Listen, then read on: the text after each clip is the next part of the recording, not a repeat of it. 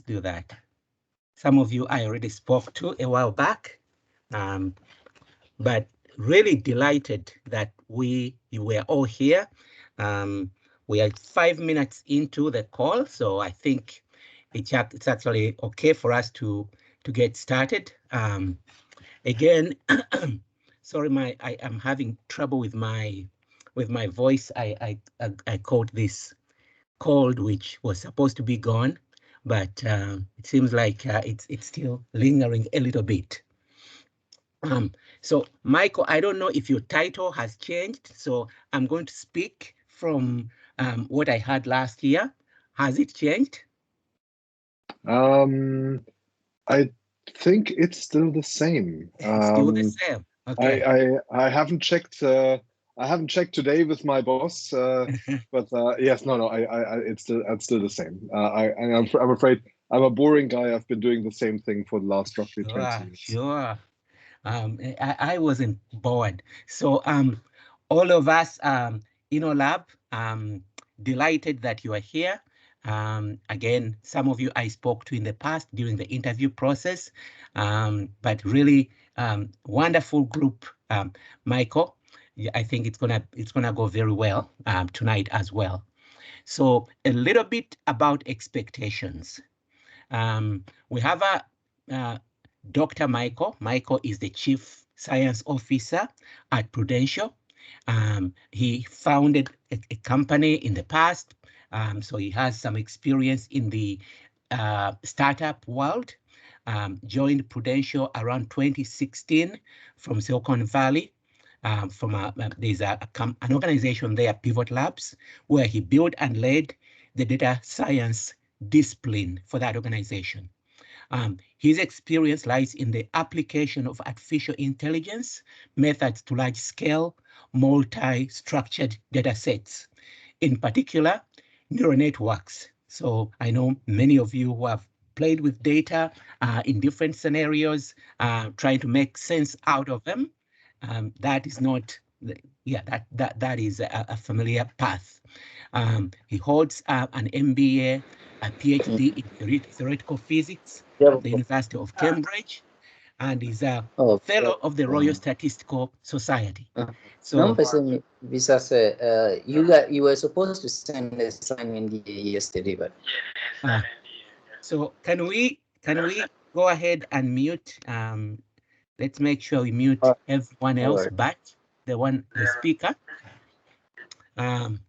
So I mean, that's really high level. You are going to get to know the man because everything that shows up in a piece of paper is always interesting, but more interesting than what shows up on the paper is what one actually does with it when they show up. And I know it's going to go very well. One thing that worked out really well last year when we had him was he would present, so it's not going to be like a lecture where he presents and then at the end you come in. Feel free to pose a question as we go from one slide or one concept to another. Let's make it interactive, because if we do, we will all learn and as we go, and it will be a good use of our time altogether. So a lot said already. Let me transfer this back to Michael, please. Anything else you want to add? Thank you for your very kind introduction, Ivan. I'm really happy to be back with you. And just to echo what you've just said, I'm going to say it again in a moment. The most important thing is, please don't be shy and just interrupt. And just ask a question anytime. That's the most important thing. So with that, actually, I think I have this somewhere here on the page. Oh yeah, there you go. There it is. The more we the more we make it a conversation rather than just somebody preaching from on high, the more valuable it is to both you and to me, to be honest. It's we both sent through the slides after the event, but really, I do want to learn from you as well, because questions are always very interesting. if you want to contact me, by all means, please do. I'm always curious to hear from people. I'm only begging you to please, if you do contact me, do your homework. And if you want to sell me something, please also be there. I have exactly zero budget. I know people who have budget, but I don't have any myself. So with that as introduction, if you don't mind, let me then just get started. And I'm don't when you want to raise a question, don't just politely raise your hand and wait for me to spot you, because chances are I won't. Please just interrupt, unmute, and just talk, and we pick up from that. All right. So let me get started, and let me get started with a bit of history, because I work for a company that, for what it's worth, it's 174 years old, and one of the sort of the piece of privilege that you get from working for a company that old is that you learn a little bit about history, and something about history is tied up with this building, and it still stands. It still looks like that. That's a painting made more than 100 years ago, but it still pretty much looks exactly like that. All the surroundings have changed, and obviously you don't see horse-drawn carriages in front of it anymore. You see lots of big red double-decker London buses and busy traffic and cars honking. But effectively, it still looks like that. And you will wonder, why on earth is this guy who's supposed to talk about innovation showing us an old building in London? Well, it's really interesting what's in this building. Actually, what used to be in this building. This building was our company headquarters from 1879 until 1999, and we moved out of it in 1999. But when it was still our company headquarters, we had a couple of things in it. So one of the things that we had in it was all our customer files. And this picture is not a joke. I mean, that really what it looked like. There were just holes and holes and holes of customer files. I know people who worked in the building when it was still our headquarters, and there's just it was like some rabbit warren of files up stacked to the ceiling, lots of paper in various stages of decay, quite honestly, but lots of files put together. And the other thing that happened in that building was that for the first time, we had lots of people together. They were actually called computers, who went through these files and built actuarial tables out of it. And obviously what the actuarial tables did, it allowed us to get a much better view of the real cost of providing insurance to Victorian Britain, and to get an understanding of what kind of customer comes in and who claims and so on. So that was a real first, that we had holes and holes of these people sitting at tabulating machines, a couple of decades earlier, still doing all these calculations by hand, and doing these computations. But if you think about it, once you have the storage of customer files and the compute capacity together, today we'd call that a data center. So really, what I would say is that in 1879, the world's first ever data center was built in High Holborn in London, where we enabled our actuaries to make sense of the customer data that they have based on the data that they had access to for the first time now, every single file, not just spread out over warehouses somewhere in South London or something like that, but it was all centralized. And you have the compute capacity together. And of course, you need something else to make really good use of it. You need somebody who is kind of the user interface between the data center and the and the customer. And that person was called the man from the Peru. It was our agent. And we're still very much today, in 2022, 174 years after we founded the company, we're still very much focused on our agents as the key people who are the link between us and our customers. So that was the what made us a successful company to begin with. But what did it all mean? What did we do with all of that? Well, what really happened was that as a result of being able to have all the data in the same place and all the compute capacity at that time in human form in one place, we could for the first time really calculate what was actually going on. And what that enabled us was to launch a completely new product that was priced not at a rate that only rich people could afford, but that was for the first time priced at a rate that the emerging middle class in Victorian England could afford. Poorer people, even the lower middle class, could pay those penny premiums.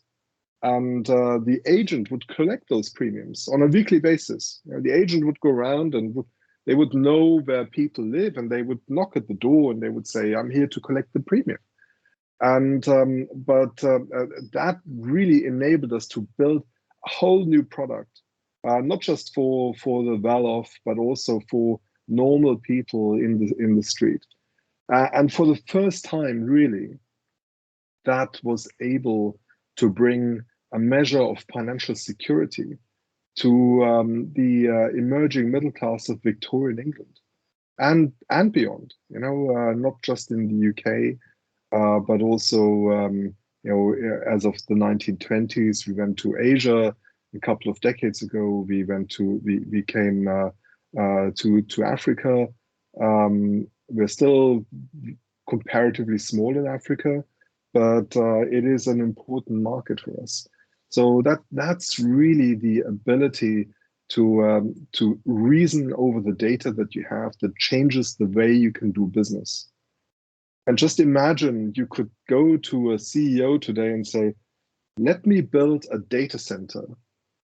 And by just doing that, I will dominate my industry for the next 100 years." What a crazy thought is that? But that's what happened. That is truly what happened here. From when this building here was built and we put all the data and compute capacity together, that enabled us to be the undisputed leader in life insurance, certainly in the UK and in pretty much all the territories that we serve for more than 100 years. If you go to our markets in Asia, we're in 13 markets in Asia. In 11 out of those 13 markets, we're either the number 1 or the number 2 life and health insurance provider. And all of that is based on the history of being able to make sense of data through calculations. So much for history. So that was 100 years ago. So what happens today? So obviously, we still have data. Data is the absolute cornerstone of absolutely everything. Without data, we are totally lost.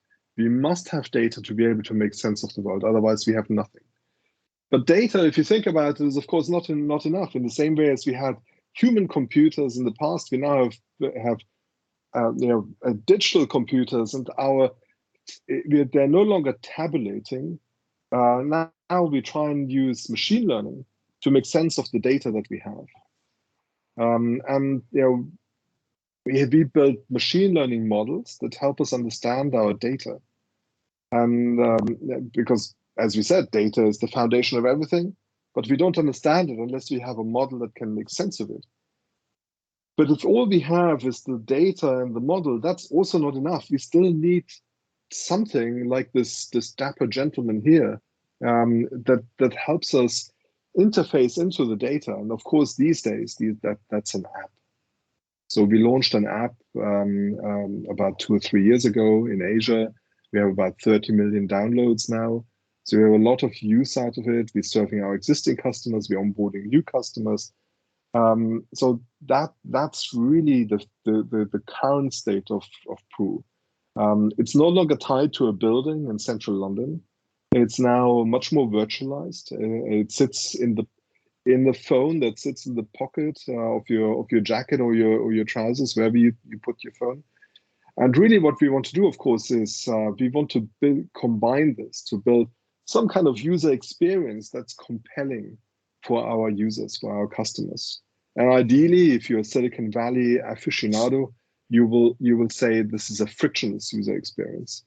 You know, that there's no points of friction in between the applications that we're running for our customers. And of course, that goes straight to our customers, also our agents, our partners, and their networks. And really what we want to do as a result of having all that, we want to drive actions. You know, maybe even automated actions, but at the very least, we want to drive some kind of action. You know, we want a customer to do something. And we'll come back to that notion later on. It's really an important part. We want people to do something as a result of having used our app. And I don't just mean buy insurance policies. I mean something more meaningful. But that by itself is also not yet enough. You know, just having an action is not yet enough, because you know, you can shoot in the dark, but really what we want is we want to learn from the actions that are being taken, and therefore what we really want to have is sort of a continuous feedback loop between what we think is going to happen based on the data that we have, based on the models that make sense of our data, and based on the app that then is the interface between our model and the customer. And that's that expectation of an action being taken versus the real action that's been taken. That differential is really crucial in understanding in reality what's happening. And obviously, you know, it's possible to build that loop manually, but where it gets really powerful is once we have that loop automatically and running continuously. So if we go to the so what for the now, you know, the so what for 100 years ago was we're providing financial security for the emerging middle class in industrializing in England. Here we're also focusing on the middle class. So this is I'm sorry, this is a sort of a relatively confusing chart, but I think it's an incredibly powerful chart. It is a chart that shows over a period of about 30 years how wealth has changed by income percentile. So at the right-hand side of this chart, this lone dot that sort of shoots up, that's the famous 1%. So, and you can see the famous 1% of the world, the richest 1% in the world, over the last 30 years their income has grown a lot. But keep in mind, this is a worldwide chart. This is why I like this paper that I'm quoting here a lot. It's not just the US, it's not just Western Europe or whatever it is. This is an attempt to really estimate income growth across the world, of course, including Africa. So, but across the world, the top 1% have done really well over the last 30 years. If you then go to the lower percentiles beyond the 1%, most of those people live in North America, in Western Europe. You know, some of them, obviously places like Japan, South Korea. You can see the income growth has fallen off quite drastically. You know, for some of these percentiles, it's even gone just about dipped into the negative, which is just crazy. It's really hard to believe. And that's why these people vote for crazy people around the world. They vote for crazy politicians. They do stupid things like voting for Brexit, the UK's Brexit from the European Union, because they're dissatisfied with with how their lives have evolved over the last couple of decades compared to what they see the richest people have done. But then it gets really interesting. Then we get into this big hump, that big increase.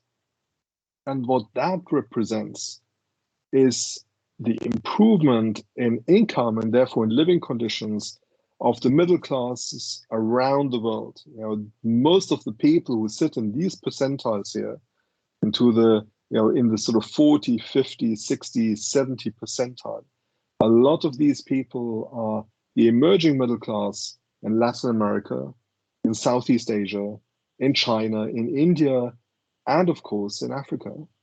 So we have this emerging middle class that for all of them is enjoying a lifestyle that they could never have imagined just decades ago. And of course, all of that brings, you know, every cloud, every silver, as they say, every silver lining has a cloud. Not just every cloud has a silver lining, but every silver lining has a cloud. With the cloud here, the silver lining is the income growth. The cloud here is there's also potential financial insecurity. You know, if you're certainly at the lower end of this, if you're in the sort of 40 or 50 percentile, then a lot of insecurity could come from, you know, you get sick, you can't do your job, you might lose your job, you might lose your business. If you run your own business, a lot of these people are effectively self-employed. You can't look after your family, you can't send your children to school or to university. There's a lot of financial insecurity. And really what we want to do is our aim in building this, you know, the data, machine learning, user interface based on an app, the reason why we want to drive down, once again, we massively want to drive down cost. And we want to do that so that we bring financial security to the emerging middle class across Africa and Asia. That's our aim this time around. So overall, it hasn't really changed in 170 years. It's much more focused now on Southeast Asia and on Africa. So that's what we're trying to achieve. You know, once again, low price point, being accessible, understanding our customer well at scale, maybe even without that agent in place, but that's a good question. But that's really the aim of what we want to achieve. So I have, yeah, hey Ivan. I have a question for us. So this is a good place to sit. You and your company, you are sitting on this massive data over 170 years. You can mine it, you can drive more insights into it. So it's a big flywheel. I mean, you are learning and you're improving, but we're a startup and we are in Africa. We don't have the benefits of this big mountain of data and insights that you are sitting on. Are you saying we are doomed? We cannot succeed because you have all this. Well, what do you say to us, my friend? So it's a very good point, Ivan, and thank you for bringing that out. Because as I know, you know, nothing could be further from the truth. You know, the important thing is to have data and to collect data. Having data about the behavior of, you know, working class Londoners 170 years ago is not going to be terribly useful in understanding the behavior of you know, 21st century Kenyans or Nigerians or Ghanaians or anything like that, because the opportunities are different, the pressures are different. So really, the important thing is to start with any data that you can possibly get your hand on. And the best place to start is actually not an existing legacy data set. The best place to start is to start with your own data that you generate. And there it kind of almost works backward. You start, so how do you get to data? Well, the way you get to data is to have something maybe on this little widget that sits in your back pocket, and that interacts with the user. And that interaction with the user in itself will generate data. So what I always say to my colleagues are very much focused on, the base of our data, which is who holds what policy, who claims how much, what underwriting questionnaire have they filled in, which questions have they ticked. But actually, I'm much more interested in the various recursions of that. I'm much more interested in the data about the data. So actually, what I'm really interested in is not just who's claimed, but also what was their behavior before they've claimed. And the only way to get to that behavior is through here. And actually, what I'm really interested in is not just the data about the data, but it's the data about the data about the data. What happened? What did the person do before they did the behavior, before they claimed? And what did then the data about the data about the data about the data? What did they do that led them to what they did, that led them to what they did before they claimed, that led them to the claim? And those things you cannot get from a legacy insurance company. You cannot. It's not going to happen. For that, you need to have that intimacy with the user. You need to be in their back pockets, and not just passively. You need to be in there actively. You need to try and influence that person and make them do something that they wouldn't otherwise have done. Drive an action, and then see how they respond. And for that, you don't need to be 174 years old. For that, it's actually much more useful to be 0 years old, because then you can think about it right from the start, and you can do things right from the beginning. We have a really hard time doing things the right way. We have a hard time doing things the right way because we have 174 years history of doing things the wrong way, of doing things in a way that the company always has done them. And that's very different from thinking about your interactions with your users from a green field. So I think the real power of this actually goes to the people who are creative about the data that they can generate themselves. And I will come back to that later on and go to what is really the value of the data that you can generate. Yeah. Is that wonderful? Is that yeah, yes. Very good. I am convinced. There's someone, Newton here has a question. Unmute. Yes, okay? Thank you.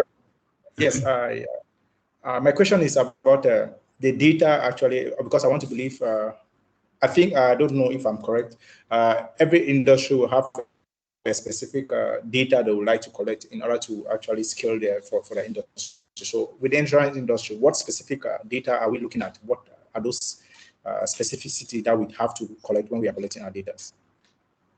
So if you think about it, so speaking for the industry that I'm in, which is health and life insurance. So our aim is we want our customers to live a very long life and to be as healthy as they possibly can. And why do we want that? Well, we want them to live a long life so that they can pay their monthly premiums for a long time. And we want them to be as healthy as they possibly can be so that they don't claim for any illnesses that they've had. And that sounds very mercurial, that sounds like a big bad company. But actually, if you think about it, obviously those two things are what we all want. We all want to live long and healthy lives. So the data that I'm really interested in collecting is the data that will prevent you from the data about the behaviors, about your behavior, Newton, that will prevent you from living a long and healthy life. And that is very different for different people. It's very different in different countries, very different in different continents, and it's also very different for every single person. You know, the things that keep you from having a long and healthy life are very different from the things that keep your dad or your brother or your sister from having a long and healthy life. You know, maybe your dad is smoking, and at least you're not smoking, or at least you're living healthily in that respect. But maybe because you know, because you're a busy man, you're taking shortcuts in the traffic every morning. And maybe you're crossing the roads in places where you know you shouldn't be crossing. So that's what keeps you from keeping a long and healthy life. Because maybe sooner or later, one day, you'll get hit by a car. So the data that I want to collect about you for the business that we're running is much more. So tell me, Newton, do you smoke? Can I help you stop smoking? I don't. Yeah, very smoke. Good, very good, very good. I'm not going to ask you whether you drink. Let's not have this conversation. But you know, we all do things that we know are not healthy for us, but we do them for various reasons. Sometimes because we enjoy them, sometimes because we take shortcuts, whatever it is. But really what I want to help you is, I want to help you get rid of those behaviors that are bad for you. That's what I want to use the app in the phone for. But obviously this is health and life insurance. You have, for different industries, you have different kinds of behaviors. Different industries, you know, for instance, let's stay in insurance, but let's stay with shipping insurance. You know, if you have a transponder on your ship, and the transponder says, you know, in the past, no longer, but in the past, if you sailed through the Straits of Malacca, there was I don't quite remember what the percentage was. I think it was 1 in 16 ships got attacked by pirates. So obviously, you know, clearly you don't want those ships to go through. In the past, you know, in the 1960s, still, you didn't want the ships to go through. You know, maybe you want to sail around the Straits of Malacca, which is less fuel efficient, more costly, but ultimately it might save your ship and your crew. So that's still insurance. You know, other industries have very different requirements. You know, for instance, the famous example is always predictive maintenance. You know, so you want to predict whether a gas turbine is going to require a replacement. So the question then is, okay, what are the variables that you need to collect that are most predictive of that gas turbine no longer working? And actually, and please tell me, Ivan, please tell me to shut up when I'm deviating too much. I have two anecdotes from work that I did when I was still at Pivotal Labs for Siemens. It's a obviously big German industrial giant. And one, I worked with their computer tomography team. And they want to have a predictive model for when they need to replace the X-ray tubes. And so as it so happens, they found a variable that in the end they realized is 100% predictive of the X-ray tube failing. Unfortunately, it was not a very useful variable. The variable was the message to the engineer that the X-ray tube needs replacing. So obviously, if you base your model on that message, it's going to be 100% predictive. Yeah. But it's not a very useful one because the X-ray tube is already broken. You already have the downtime caused. So you have to be very careful about the variable that you need to use. The other one is they have a big piece of industrial machinery called a rock crusher. And so this is no longer the computer tomography department. It's a completely different department. And the rock crusher does exactly what it says. you put on the top, you put in a big rock, and then the rock crusher works, and out comes little bits of gravel, essentially. And they're using that for mining, for certain types of mining. And they try very hard to build a predictive model, and they always failed because they couldn't identify the variables. The machine was a rough machine, and it was quite complex. Lots of gears and so on. And it wasn't instrumented well. It was still very much mechanical.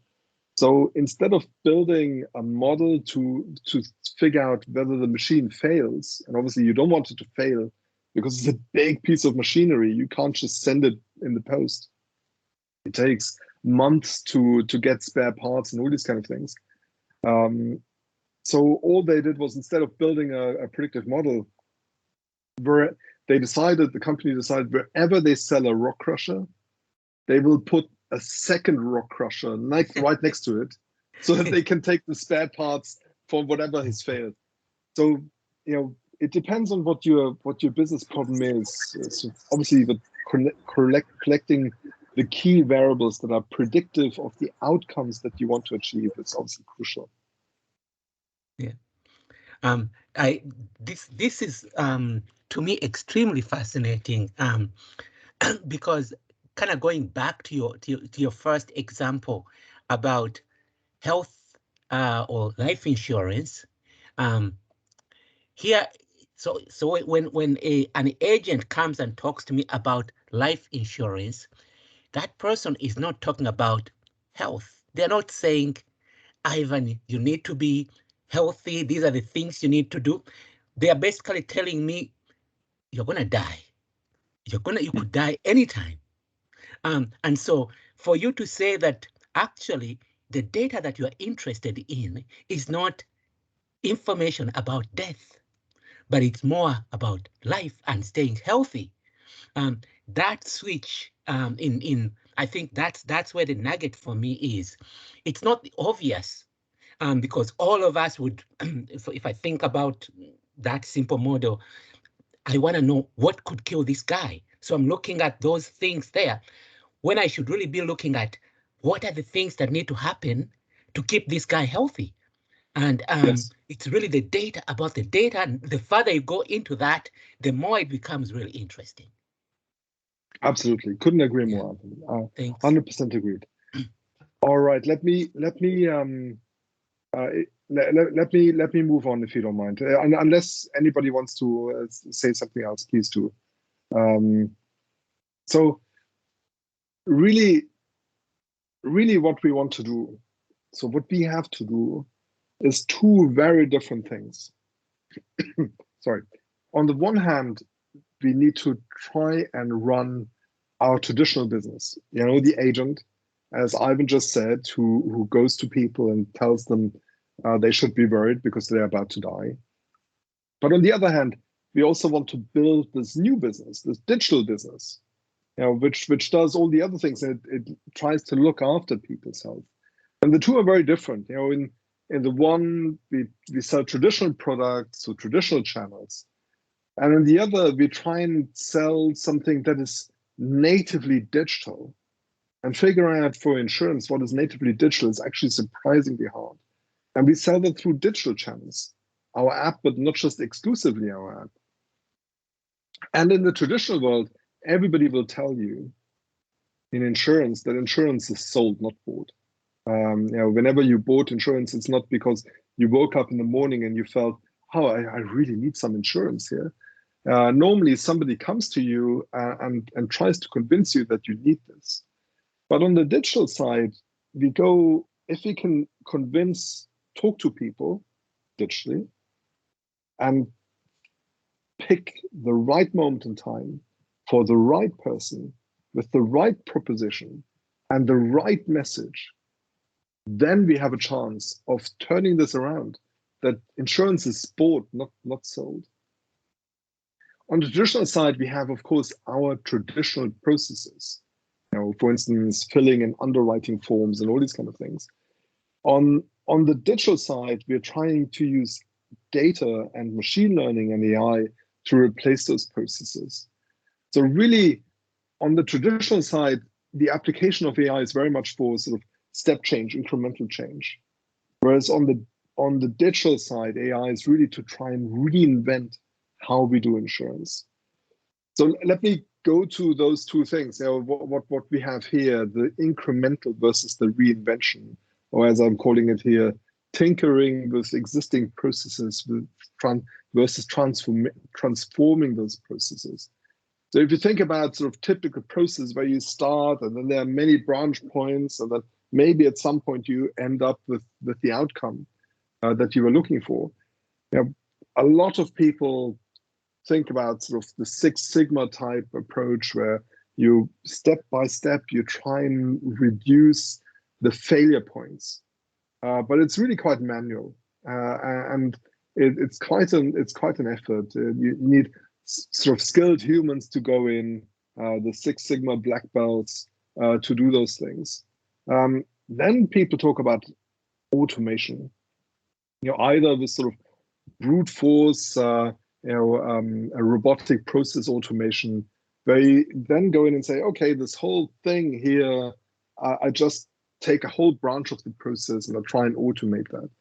Or you have what people call intelligent automation, where you bring a mixture of sort of AI or machine learning or whatever you want to call it together with the RPA, to make process more streamlined.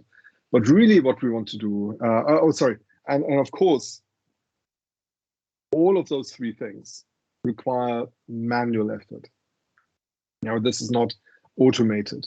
There's a lot that still needs to happen by humans, and it leaves the existing processes effectively intact.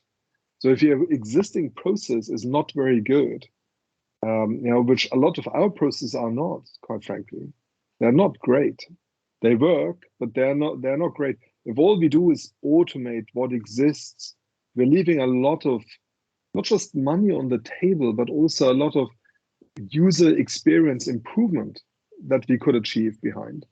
So really what we want is we want to reinvent those processes. And we want to use machine learning AI to completely reimagine what this process should actually look like. And I'm going to give an example in a moment. And of course, the whole value of this is at the end, where we try and where we are able to reinvent a business process. Okay, so let's have a look at those two different things. Let's look at the incremental change and the reinvention. Let's start with the incremental, with an example for incremental. So this is an example, it's a real example from the past, not long ago past, this is 3 years ago. If this is for our Hong Kong business. If you have a claim, it takes 8 to 9 days for. So say you've been to the hospital, something was wrong with you. Say you had a car accident or whatever it is. You got injured. You went to the hospital. You paid yourself upfront, but of course you have insurance, so you need a claim. You're going to make a claim, so the insurance reimburses you for what you've paid. In our traditional process, it takes 8 to 9 days for our finance department to say, I'm going to initiate the payment now. And then, of course, it takes another 2 to 3 days for the payment to actually arrive in your bank account or for you to receive a check or whatever it is. So that's quite a long process. We're spending a big chunk of time with the claims assessor, with the human claims assessor, who's trying to figure out, is this claim legitimate? Is this claim something that I can sign off as the claims assessor that's in alignment with the insurance policy that we've sold? So of course we're trying to automate this. We built a chatbot, and you can scan documents, so people get documents from the hospital. You can scan them. We use optical character recognition to upload them, and so on. So there's something that you can do. And that works really well with one of the two documents that you normally get in Hong Kong from the hospital. So this is a real hospital bill from one of our customers, and it lists all the charges that the customer incurred while being there. Lots of meal beverage charges. Actually, I've seen worse. It lists all those so that we know financially what happened with this person. And as you would expect, the biggest fee is the actual doctor fee. For, in this case, Dr. Alvin to go and see that person. So it was quite an expensive visit by Dr. to our customer. And but reading this in is a problem that's been solved in the 1990s. This is just boring old optical character recognition. I've sort of enlarged some part of it on the right-hand side. You can see the letters quite clearly, and yes, there's some Chinese in there, but it's just the translation of the English, and the characters are really easy to read, and the numbers are really easy to read. So that's a solved problem.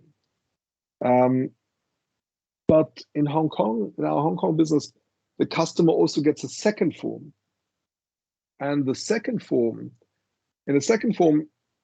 this time, Dr. Ng actually writes down what actually was wrong with that person. So it's not the bill, it's the actual claims form, where the doctor says, our friend Ivan came to see me, and he needed a big pat on the shoulder and say, you're right and nothing is wrong with you. And I gave him the pat on the shoulder and cost him $1,000. And here's the claims form for that. And as you can see, there's a whole bunch of interesting things. So in the blue, this is all the doctor has written. And this is a real form, by the way. This is a real form. It's not anonymized because I hope very few of you can read traditional Chinese. You can see a couple of things. So you can see, obviously, you can see the digits. Now you can see the numerical digits that are written down, and those are really important because those are, for instance, policy numbers. You can see some English letters clearly, but you can see a lot of Chinese handwriting. Now, optical character recognition, as it was designed in the 1990s, has not been designed for handwriting. It's been designed for typed writing where every letter looks the same, irrespective of where it occurs in the text. Here in the letters look different. They're obviously they're handwritten. They're much more smudged. They blend into each other. So processing this form automatically is a much harder task. Oops, sorry. But if you think about it, so what is a Chinese character really? Well, for us, a Chinese character is just a grayscale image. We take the Chinese character and we turned it into a grayscale image. And what's a grayscale image? Well, grayscale image is just a bunch of numbers, right? But because it is just a bunch of numbers, we're in luck. Because numbers are our strength. Numbers we can throw at computers and try and have computers make sense of them. So what we did is we built a convolutional neural network. We take the grayscale image on the one end, we swish it through our network in a process that goes back and forth a couple of times, called backpropagation, and hopefully out comes on the right-hand side the correct Chinese character that this image actually represents. If you look at this form, then you can see, some of those things are being processed correctly. Some of those things have been processed incorrectly. Interestingly, sometimes even though it is It is the same character. It's come out. So it's I do apologize. It's really hard to see. If you look at line 2, if you look at line 2 versus line 1, so you have the name of the policyholder and the name of the life assured. Those two have been written down 2 times, but Dawen Chen has been spelled, the handwriting is just ever so slightly different. You can see in the second line, the first character in the output column just looks ever so slightly different from the first character in the first line in the output column. So here we have incorrectly transcribed the first character. The character in the top line, in the first line, name of policy owner, is the correct one. The name of life assured, the first character in the output column, is the incorrect one. So we've made a mistake. So very clearly, we've made a mistake here. So, but overall, it's not too bad. Yeah, overall, we have about 85% accuracy in Chinese, handwritten Chinese. And we've used a lot of labeled handwritten data. In the English, it's 89%, which also isn't that great if you think about it. But the reason for that is because English is a cursive language. So if you write English, or if you write any standard European language, the letters bleed into each other. And that makes it really hard, but it is still easier than the Chinese. So we have 89% accuracy in English, but on the digits we have 98% accuracy, and the digits are really, really important because obviously they have things like amounts and the policyholder number. So that's a summary. That's sort of a performance summary for that model. And obviously, if you remember, we originally had the 8 to 9 days processing time, and using this, having the user upload the form themselves, the processing part we can shrink down to about 2.3 seconds. So it still takes 2 or 3 days to get your money, but at least we've cut down pretty much 8 to 9 days out of this process. So that's an example of how we deal with the traditional business, and that by the way has gone live. So that went live in 2018, and people really like it. It made submitting claims much easier. So if you think about our what we did in terms of data and model and user interface, so here really we have we have 2 different models. We have a data set, run a Lambda architecture. We have 2 different models. Only one of them is for the handwriting recognition. And then we have the interface. We have the action, which is pay the claim or not. Our internal auditors are checking every now and then whether we're approving too much or too little. And that builds our learning loop. So, okay, let's move on to the digital business. Let's go to an example here. Actually, before we go to an example, let's just look at what we've learned from sort of the last 2 years, from the years of the pandemic. To run a digital business well, you need to have an app. It can be a primitive app.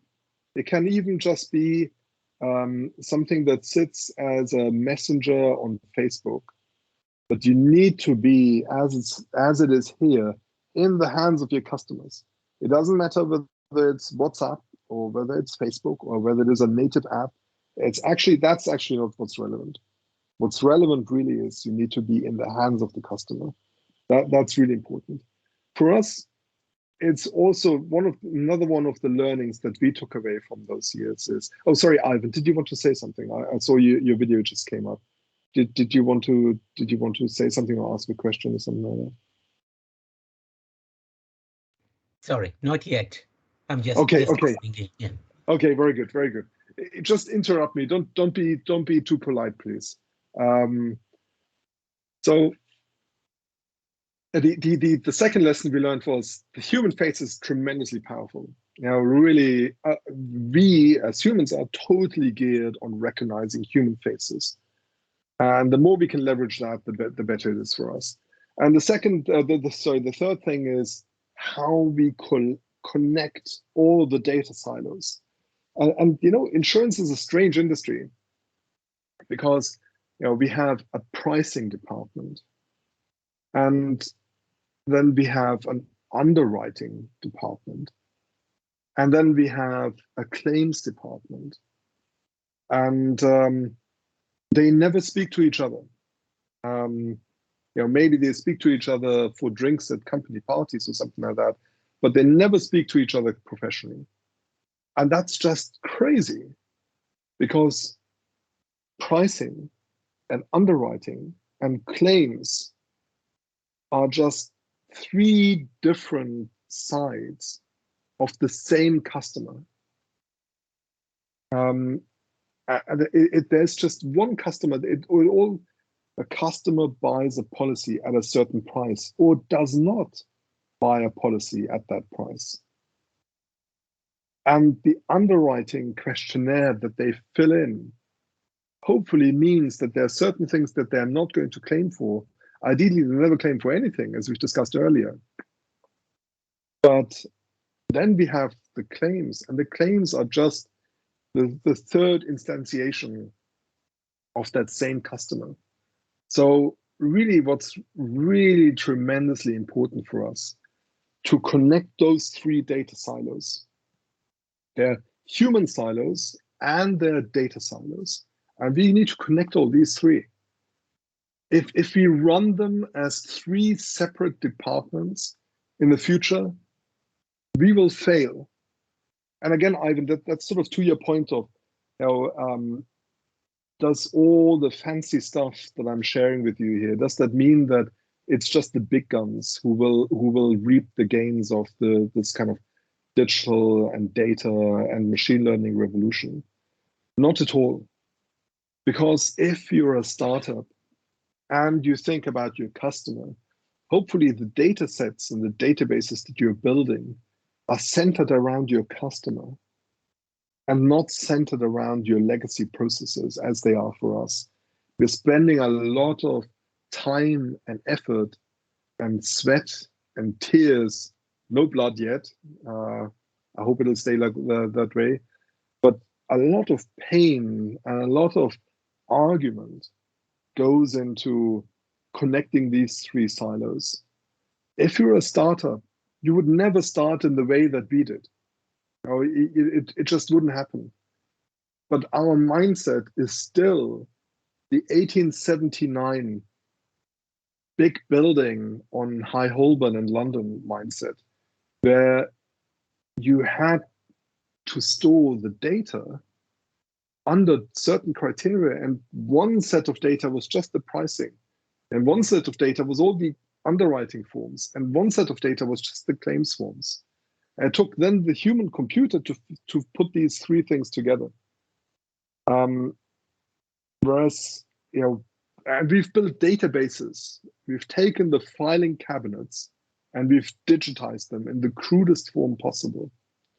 So if you were to start your business now, you would never start that way. You would always build just one database that has the customer at its heart, and everything else is connected to the customer. But it's really that connecting those silos, human as well as data silos, that's sort of crucial for our progress. Michael, yes. I just want to, on that slide there, you make a very good point, which I hope we don't miss, because sometimes we think of that device in somebody's hand as just a way to collect, almost like convenience. So I can either build an app that runs on a phone, or I can have the same app or application on a desktop. As long as somebody comes in and enters the data, it almost looks like the same. But what you are saying is there's something that's going on with that device being around the individual that is that goes beyond just entering a piece of data. It's about them that you're really, really interested in. Yes. It tells you everything about that individual. You know, the moment people allow you to access the data that is stored on their phones, and by that I mean, you know, for instance, you know, the Google Fit data or the Apple Health Kit data, from a health and life insurance point of view, that makes all the difference. You know, so for instance, to give you a silly example, on my phone, which is an iPhone that's now about 3 or 4 years old or something like that, but still, I keep it in my back pocket all the time, and it tells me my gait. It tells me how I'm walking, and it tells me in my case that I'm walking in a funny way. I'm putting more emphasis. I don't quite remember. I'm putting more emphasis on one of my legs. You know, I'm 52 years old. Um, apparently, I've walked like this all my life. I have no reason to walk like this. I have no excuse, but apparently I walk like this, and that's kind of weird. But so that's a silly little thing that as an example. But much more interestingly is, you know, the fact that you're walking. That means that you're moving around, you're being active, but also all the other things. You know, your bedtimes. You know, how much sleep do you get? How much news do you consume? What kind of news do you look at? What are the things that you're interested in? The moment you allow some sharing of that kind of data with somebody like us, that gives us a much richer view as to who you are. And so why do we want to have a rich view of who you are? Because we want to serve you well. If you're a cynic, you would say, oh, it's because we want to exclude you from insurance because you're a health risk. I don't believe in that at all. I don't believe in exclusion at all. I believe in inclusion. I believe that we can get much more value for ourselves and most importantly for our customers by helping them live a better life, and prevent some of the things that would endanger them. Even in not just in, it sounds very serious, you know, it sounds like it's always life and death, which of course it isn't, but that would cut down elements of their life expectancy, that cut down on that. So we have these two terms. We have morbidity and mortality. Mortality is the easy one to understand. It's when you die. You know, and you know, there's a so if I look at my expected mortality, as I just said, I'm 52. I'm obviously a European guy. I'm overweight, and at the moment my expected mortality is at 86. So that's easy to understand. So I have another whatever it is, 34 years on God's earth. I'm roughly 2/3 through. But the other thing that's important is the morbidity. And morbidity is when you start to get sick. And what's happened in the Western world over the last couple of decades, you know, or in the course really of the 20th century, to be more precise, that mortality has extended a lot. You know, if you look at average life expectancy for instance, in the UK, 100 years ago, it was I don't quite remember the precise number. I need to look it up. It was, I believe it was in the early 60s. Now it's in the early 80s. So in the course of a century, we've extended life expectancy by 20 years, or by 30%.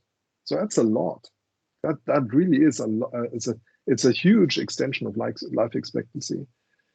What happened at the same time, though, is morbidity has not kept pace with mortality.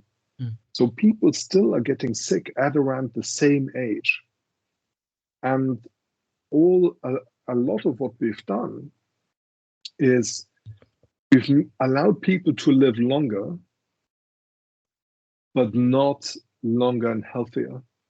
We've allowed them to live longer, but they still got roughly sick at the same time. It's not exactly the same, but I think morbidity has extended by whatever it is, 10 years or something like that in the same period. But we're now allowing people to be sick for much longer. And that's not good for society. And it's not good at all also for the individual. So what I really want is I want to extend morbidity, extend mortality even further. Of course, the higher it gets, the harder it is to extend it further. But I also want to push out morbidity. I want to push out the point where people get ill, so that in the end, they do what we want, and that is live that long and healthy and happy, hopefully, life. As to your point, I know it's a long excursion for a simple point that yet important point that you've made. Could we get there on the desktop? Probably to a certain extent. We probably have to ask more questions. That it comes back to the notion of being frictionless. Some things are just natural on this device, and they're not at all natural on the desktop. You need to ask for it. Whereas here, you just say, allow me to connect to Google Fit. And then all of a sudden, I can consume all this data that will help me interrogate this data without having to ask you about it. That's really one of the key differences. Interesting. So someone actually, there were two questions. One of them is, but if we have people with devices that are not always connected, so connectivity in our part of the world is a challenge. So that you can comment on that. And the other was, you made a comment about the face, the human face, really being interesting, and you thought we would just kind of let it go. But can you give us a little bit more? Because that was Yes. you almost started to say something there. Yes. So let me, the human face, I will talk about in a moment. I promise, because it's a topic very close to my heart. Your point on the connectivity is good and important, as is the fact that the majority of phones, especially in Africa, are still feature phones and not smartphones, I believe. It may be different by countries, but if you look at it at the continent as a whole, it's still the feature phone that wins. And of course, in the feature phone, you don't have the same return path either. So both of those things are obviously limitations. The feature phone limitation is a bigger one than the connectivity. I'm not too worried about connectivity. The moment, so the reason why that is I don't want to suck up too much data and do it all the time. For a number of reasons. One, if I start to do that, your battery life will go down. Your phone bill will go up, and you will be very unhappy with my app and probably uninstall it. So I'm happiest if we find a good medium of interrogating your data every now and then, not all the time. Hopefully being able to make sense out of this data that's already available in things like Apple Health Kit and Google Fit from a health point of view, but ideally not be a big data suck and battery power suck and phone bill suck at the same time. So that it's a compromise. It's not black and white. You need to find a way to compromise on the data that you actually need versus taking on too much. And it's a compromise for us as well. That's really important, because if we take too much data, we have to process it, we have to store it, and it sounds really trivial, but at a huge scale, once you're serving a couple of 10 million people, that does become a problem. And my CFO complains about cloud costs and all these kind of things. Okay, if I may, let me move on to the human face. So obviously we launched the app with all sorts of fancy widgets in, and let's go to one of my favorite topics, which is underwriting. or more precisely, how to get rid of underwriting. Because underwriting at the moment still looks like this. It has these big claims forms, and on average, I think we're asking 56 questions, and they haven't really changed since this gentleman who we've encountered earlier already has roamed the streets of London. And those questions are really quite silly. They ask things like, "Have you ever smoked?" And guess what? For instance, in the Philippines, 92% of our customers tell us they've never smoked, never, ever, ever. Yet, if you ever go to the Philippines, you realize that either our agents have been extremely careful in selecting just the right customers, or something else may be going wrong because everybody seems to be smoking. The other thing that's sort of wrong with those questionnaires is the kind of questions we're asking. It's just not very useful to ask for lots of Latin names from people who may even have a literacy problem. So some of those things, I don't even know how to pronounce them. And some of them are really horrible and look absolutely disgusting, and I don't want to see them on a form anyway. So those forms are not very good. But if you then look at what really matters, what are the things that actually matter for underwriting, for life insurance? And if you look at what really matters are your age, your BMI, your gender, your smoking status, and your location. Location because of traffic accidents. This is Thailand data.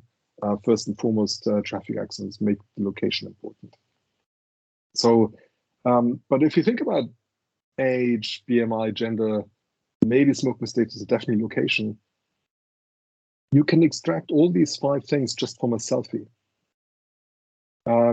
Just takes a little bit of modeling. And those are the models that are described. We're not reinventing the wheel. We're just using stuff that other people have written about. And this is now my team, and it's trying to extract gender and age. And you can see in the top row, it actually works quite well. It's my colleague Marek. That's correct. Philip is correct. Even Stephen is correct. Ashjod, the age is correct. It's not quite certain about whether Ashjod is male. And I suspect that's because of his turban. But then you go into the line below, and you can see that my Chinese colleagues, Tian, the second person, you need to multiply it by 2 to get to a precise age. This is a massive underestimate of her age. And for me, I'm the bottom row in the middle. My age is correct. I don't understand why it thinks that there's only 89% likelihood that I'm male. So I'm not quite sure what happened there. I'm not wearing a turban, so I don't know what's happened there. But anyway, so age is not correct. And that is because for age, for many of my Chinese colleagues, is not correct. And that is because the model that we've used was pre-trained for typical Silicon Valley audience. A lot of old white dudes like me, and a whole bunch of Indian research students, and some Chinese, but not that many. And that's why the training data is wrong. So what we had to do was we had to create our own training data. So in Thailand, we went out and we created 9,000 labeled images from about 5,000 people. Every year we're running a cycling event which we call the Pru Ride, and at the Pru Ride we asked participants whether they would volunteer to have a picture taken and step on the scales and have the height measured, so that we can have training data that's appropriate for the model. And obviously, what you find is that those people look totally normal. There's 3 example lady colleagues and 3 example male colleagues, and you can see the average female face of my Thai colleagues and the average male face of my Thai colleagues in the picture in the center. And hence, and by the way, this is some more of our Thai colleagues. They have most of them are quite thin, some of them not so much. They're normal people. And by the way, so those are the average faces we've done in Thailand now and in Indonesia. We have the male and the female for both Thailand and Indonesia. Those are the average faces, and I hope you agree with me. They do look rather beautiful, but they are just the faces of normal people, by the way. You know, but once you layer them on top of each other, they look tremendously beautiful. So it's very very interesting. You can also see there seems to be a difference in how people smile in Indonesia and in Thailand. That the Thai picture seems much more serious than the Indonesian picture, and I would have imagined it the other way around. But anyway, so we digress. And by the way, we've launched this. We've launched this as a product, so now you can underwrite just with by taking a selfie. Obviously here the data, that was our own proprietary data, the labeled facial data. It's again the convolutional neural network. We put the whole thing in an app. We ask people to look at the numbers that we've given them and to score them, and that's how we built this feedback loop. So this is how we try and reinvent this age-old process of underwriting that is based on lots and lots of forms, but reinvented in a way that's fit for the modern world, using the smartphone and using selfie and putting AI at the heart of this. So this is one aspect of why the face for me is so tremendously important. Any questions before I carry on? Yes, Ivan. I wanted to ask the audience, any questions about this? This is fascinating, I think. Any questions, comments? Let me ask. Let me ask. So, but you are part of that 170-year-old company where there are people that are experts at taking all those variables and out comes a number. How do you sit with them when you say to them, it's no longer relevant? All I need to do is a face. All I need is a face. What do they say to you? So obviously they say you're pretty crazy in the first place, but in reality they're really very important for us. So all those colleagues who sit on all this old form data, I can't railroad them. I can't just say, I have a crazy idea and now we're going to change the company and you all now do what I want you to do and nothing else. That's not going to work terribly well. So what does work though is when I go to them and I say, let us use some of these selfie photos and the outcome of that. And if I just look at those 5 variables, and for a subgroup of them, in our case it was a couple of hundred, I take those variables and I get them to do the 56 question form. I think in Thailand it's actually 58 questions. And then I look at the risk profile that comes out from just those 5 variables in the selfie and the filled-in questionnaire. And do I still get roughly the same risk profile? And once we have roughly the same risk profile, then they did agree for a number of niche products and propositions to go live. But I need them to give me their blessing. Without that, nothing can progress. So that they're really important for me, and it's really important for me to not be arrogant. Unfortunately, arrogance comes very easily to me, but it's very important to not be arrogant with them and to try and belittle them, but instead to make them feel comfortable and secure in what we're proposing, and to share with them that the outcome is within their risk expectation. And once we have that, they will actually be allies of ours. But it's an important intermediary step that we need to take.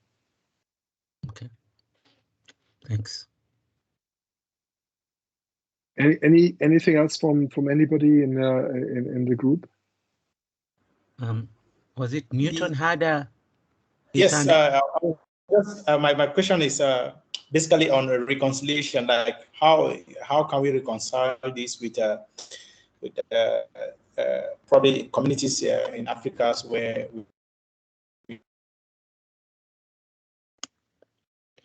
Connectivity. Access to internet and access to mobile. Some of us we are aiming to sell some of our products right in the hinterland. So how are we going to like if in case we are found in this situation we are supposed to use such a technology, how are we going to reconcile our work with why we used such a technology? Yeah, it's a very good and important point that you're making, Newton. And let me come back to you by saying, first and foremost, what I'm not trying to do is to try and tell you the example that you need to follow. Maybe what we've done here with the faces is suitable for you. Maybe it isn't. So you need to figure out a way on how you can use digital means. And digital means are really data and AI and having a user interface that sits on a mobile device. That's really digital means. So worst case, obviously, on the browser. But it's this powerful combination. How can you make that powerful combination work for yourself? And for us, in sort of high bandwidth, medium income, high bandwidth, high smartphone penetration environment, what I've just shown you is a good approach for sure. Something similar may work for you as well, but it may not work. But the key thing of what I actually really wanted to tell you here, why did I talk about the face? Because actually I do believe that the face is so important. And interestingly, if you look at the top right-hand corner of my slide, that's our company logo. Our company logo is a human face. But really, what I want to share with you is the value that you can get out of your proprietary data. It's your own data. That Thai data set of 9,000 faces from 5,000 people, that's our data set. Nobody has that. Nobody. Nobody has those 5,000 people's height and weight and age and gender and their picture. Nobody else has it. So we create value on the back of having that data.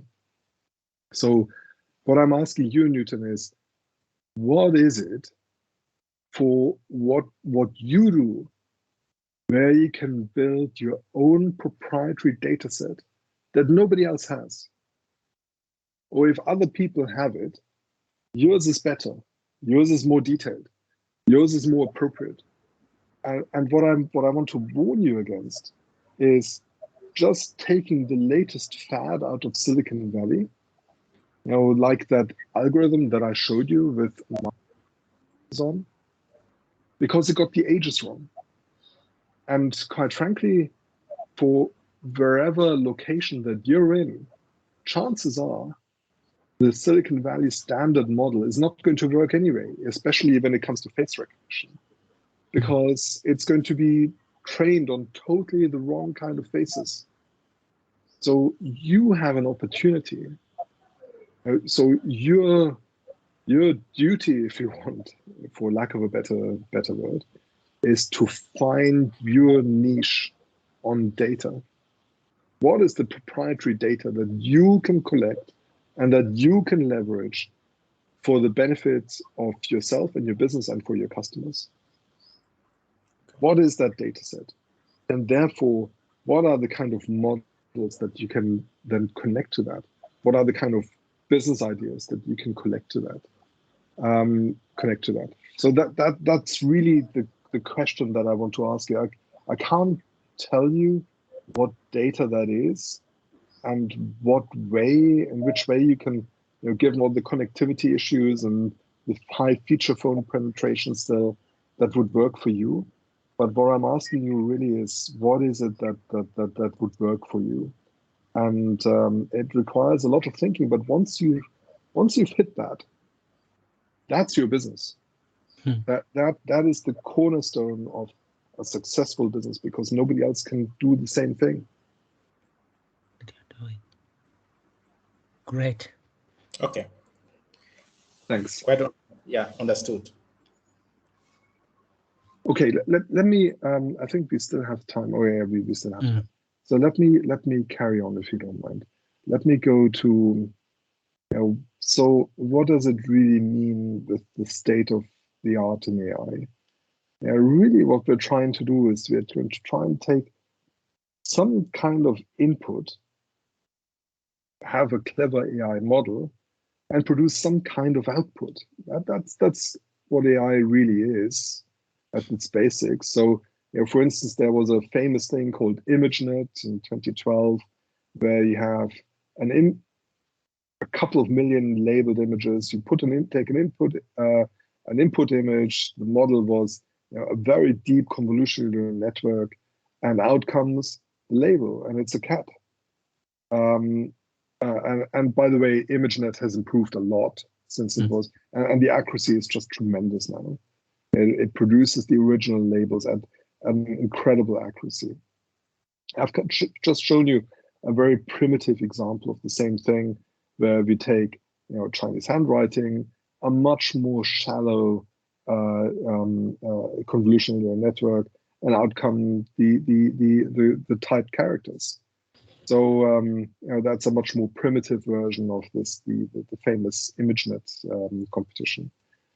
So, but then let's have a look at how Google uses those, applies this. Originally, when Google started, their model was actually the famous PageRank algorithm. When you do a Google search, so you do a Google search and say, for instance, you type the word cat, and out comes, as the first hit, not the first advertised hit, but the first organic link, the Wikipedia article for cat. So that makes sense, right? So let's use another example. So I use a different kind of cat, a particular kind of cat. Let's use a jaguar. But of course, as you may have guessed already, because I'm based in the UK, maybe, it's only the 6th article, organic article, that refers to the Wikipedia entry for jaguar, and the first is actually for the car make. So what happens now? So what did Google do now? So the PageRank algorithm is still unchanged, but really what they did then, they built in a feedback loop, and they looked at, okay, which of those different types of jaguars did he now click on? And the reason why Jaguar the car is first is because a lot of people in the UK, when they search for Jaguar, they then click on the link for the car, not on the link for the animal. So they've built the feedback loop on the search to enrich the original PageRank algorithm and make a much more powerful search. And the same is true for us. We have an input. We have a perception model that tries to figure out the age, gender, BMI of a face, for instance, and produce an output. And then we try and have a feedback loop that helps us improve on the result. So, for instance, we've built something that helps people stay hydrated, and we've taken images of the tongue to show your hydration status, and it tells people to have more water. More interestingly, diabetics need to watch out for their diet. So don't eat white rice, don't eat potatoes. Can you replace the potatoes with quinoa, for instance? And what do they actually do in the end is then the feedback loop. So that it's those feedback loops that I mentioned earlier that are really absolutely crucial for learning. And then in the end, when the person, in this case, looks up a recipe for quinoa, then we are pretty certain that they use the quinoa instead of the potatoes. So how can we then learn in this kind of model? So it's really 3 different dimensions. There's one the kind of the breadth of the inputs, be that text or be that images of your face or be that images of something else, your food or your tongue or whatever it is. So it's the sort of the breadth of the inputs. What are your perception models actually perceiving? The second one is very much the number of customers. The more users you have, the better your model will be. That's just a fact. And then the third element, which is often ignored, is even for individual users, looking at that user over time tells us a lot. If Ivan walks 10,000 steps every day, but then he stops and he only starts walking 6,000 steps every day, something happened to Ivan, and I need to understand what happened to him, because clearly something changed in his behavior. And maybe it's time for an intervention, and maybe it's time to say to Ivan, come on, go back to your original 10,000 steps a day. And then Ivan says, no, but I've injured my foot, and therefore I can't walk that much anymore. That already tells me a lot about his health status. So those are important things to keep in mind. So let me go to something more concrete. Let's look at an example, and obviously I could have chosen any but can I sorry, ask before you go? Yes. Because every one of us actually, we collect data, and there's no application, there's no business that's not collecting data. But I think the piece that you are underlining here is a question around what are you learning about those data? Because most of the time, I think people start out thinking, I want to collect the data so I can report, so I can respond to the customer. But if all I'm doing is collecting and reporting to all the authorities and the like, but I'm not learning, then I'm as good as dead, so to speak. Is that too much to say? I think you're spot on. You're spot on. And we ourselves, I can see it at Prudential, we are very much focused on collecting data for the sake of reporting. We have, I don't know, dozens, hundreds, maybe thousands of dashboards that all report on data. But really, the key question is not, what does our data look like, but what can I learn about our customer using that data? That's the crucial thing. That's what we want to achieve. We want to learn something about the person. We want to learn something about the person because, in our case, we want to keep them healthy.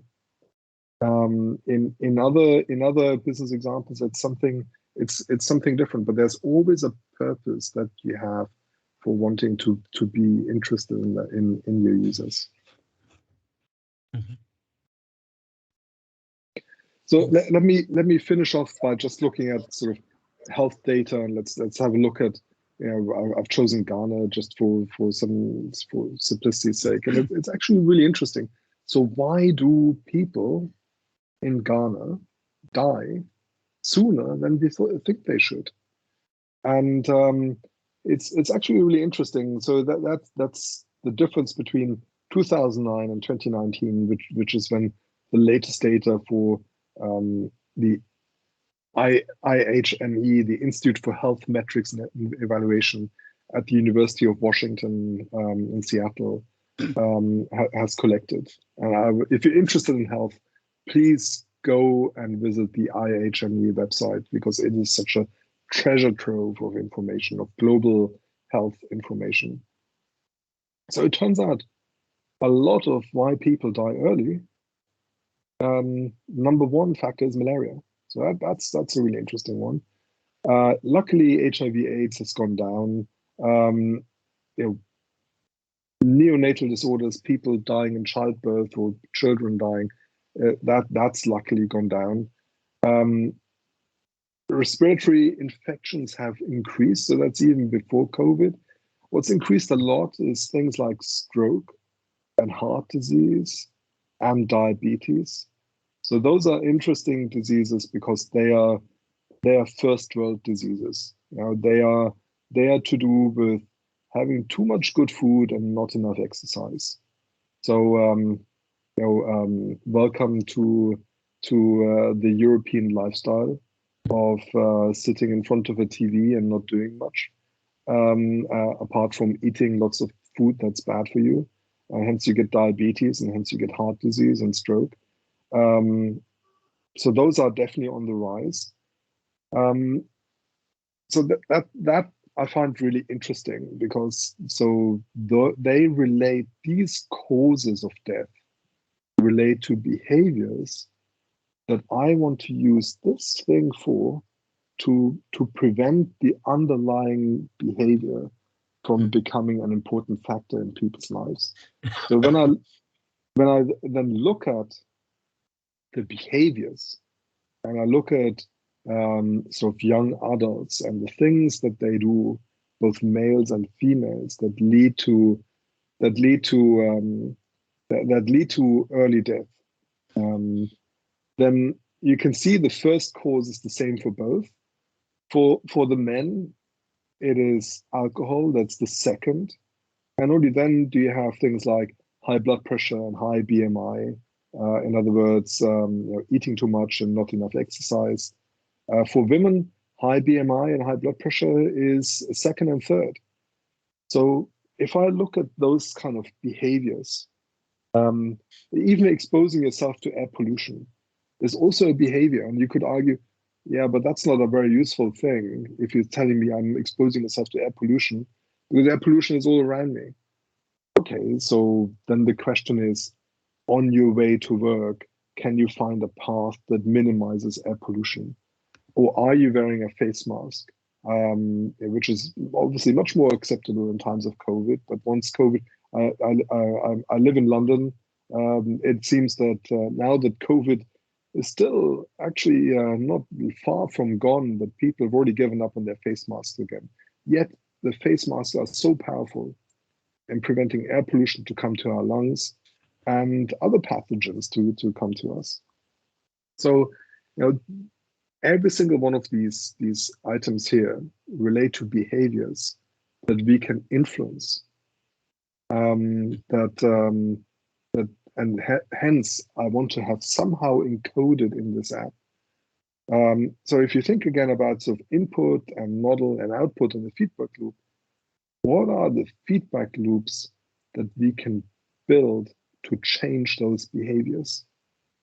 And if you change those behaviors, we are going to make a huge difference to people's lives.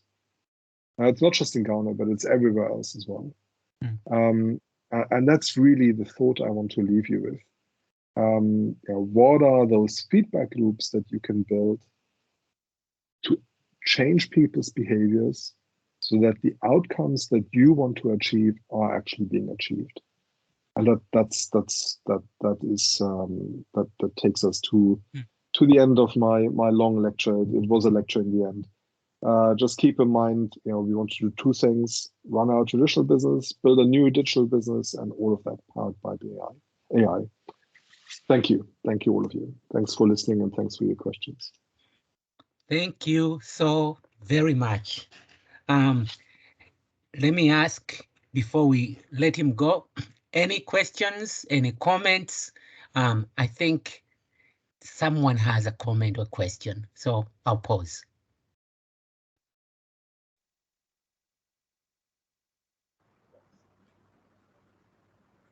Newton, are you the designated speaker? Are you the designated speaker for Ghana? Go ahead. Not exactly. I've just been visit. That's why, like, for further inquiry, you need to get more clarifications. Actually, you said at the start, you said you are going to share your presentation, because if I got it well, I don't know if I got it well. So if probably we need some more clarifications on certain aspects, how could we reach out to you? I think the easiest way to reach out is through Ivan, if you don't mind, or you can alternatively, reach out to me directly. You know, I'm on LinkedIn. Just get in touch. Mm-hmm. Okay. Any other quick comment? I guess one last question from me. It's a generic question. What have you seen that someone thought was a wonderful idea around AI, possibly put sweat, money into it, but it turned out to be a wild goose chase? Like, can you give some examples? Because we want to learn from the negatives too. Yeah, it's probably you're describing most of my projects. I'm afraid to say.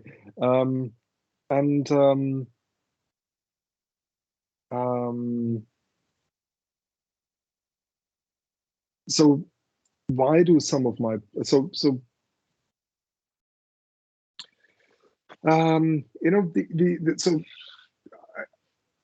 let me give you an example that you're all very much aware of, I'm sure, and that is the autonomous car.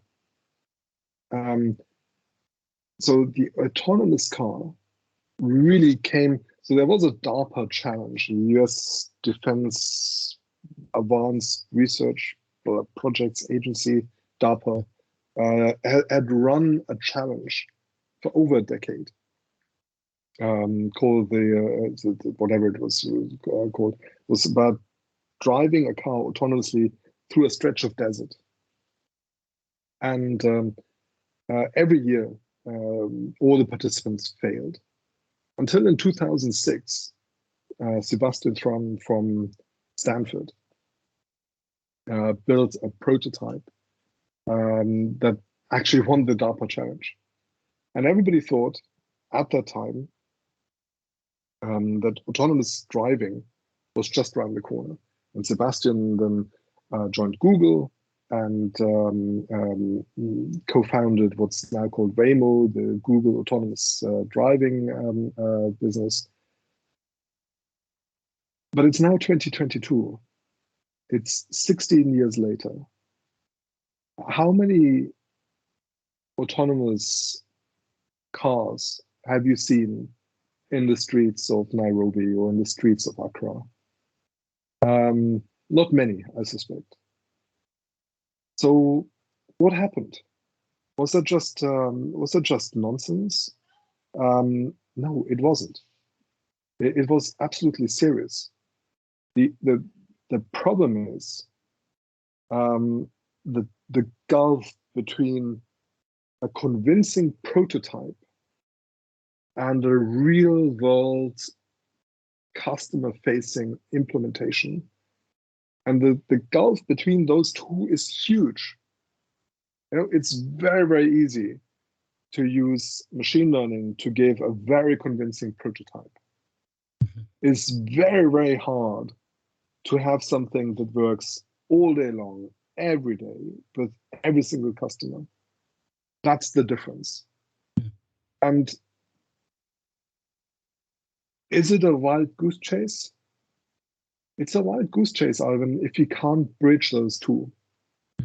If you cannot find a way to go from the prototype to something that's robust enough that it can survive every single day with all the stuff that you throw at it in a real world environment, then yes, it's a wild goose chase. And I've been there myself. You know, we've built many prototypes around health and wellness tools, heart rate meters, blood oxygen meter by just taking a small video feed on your phone. It works really well in a prototype environment. Really, really hard to scale it out across a wide customer base, make it work in all environments, make it all work for all skin complexions, for instance. You know, that's in the case of the SpO2 meter, the blood oxygen meter, that was our problem. You know, it works really well for people who look like me if the training data is people like me. It doesn't work so well if we go to to subpopulations in Asia who are Tamil, who have a much darker skin. And so, are you going to say only use this tool if you're an old white guy? That's not going to fly. So how do you move from? And it doesn't mean that there isn't a way, but to move between the prototype to something that works in production every day with real world customers in real world situations. It doesn't mean that there's a total disconnect, but it means you need to find the path to connect those two. And that differentiates really putting something into production from the wild goose chase. So I think at the moment, autonomous cars are still a bit of a wild goose chase. Never mind what Elon Musk tells people. So that's the difference. I think that if you look for things that fail, it's normally because they cannot bridge from prototype to production. Okay. Thank you very much again. Thank you so much. Yes, please take advantage of the talk. And as questions come up again, let's pass them on. I think this was a worthwhile endeavor for all of us. Thank you, Michael. Stay well. Thank you so much, Ivan. Thanks, everyone. And thanks, Newton, for your great questions. Thanks. Take care. Bye-bye. Bye. Thank you, Joe.